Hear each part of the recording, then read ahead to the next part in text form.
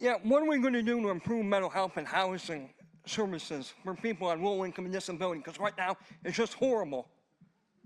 Yeah, it's horrible. Yeah, I think in the state of Michigan, we definitely don't have enough services. We don't have them across the state. We have a significant issue.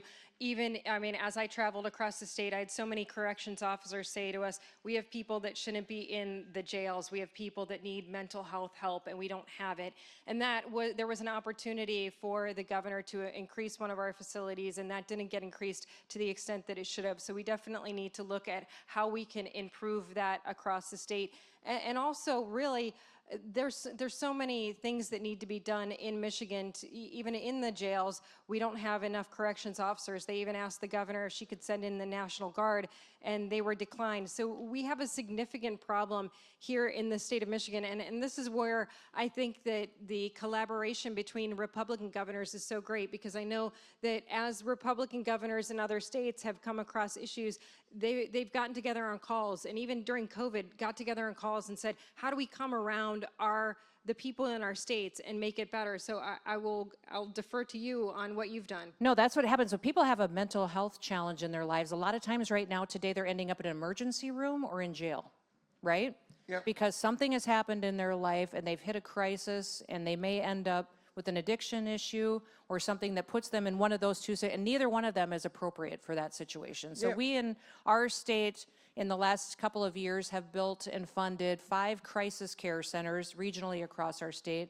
That's a short term, when somebody's in a crisis situation, they come into that crisis care center and we detox them, we start the counseling process, and we start the referrals to getting them a support system and counseling services that they need. It's made all the difference in the world. And we've engaged our churches, because so many times people ask the government to do things that churches and people should be doing. Yeah. They ask people to walk alongside people, and they ask the government to raise our children. They ask the government to educate our children. They ask the government to feed people. And so much of that, and the responsibility for being a community, is the community, the churches, the faith organizations, that we were created to serve each other. And that's a point of it. The one thing that I would say about the situation that we have going on is that in South Dakota, we have just developed, and it'll be coming out in the next couple of weeks, in our elementary schools, a resiliency program.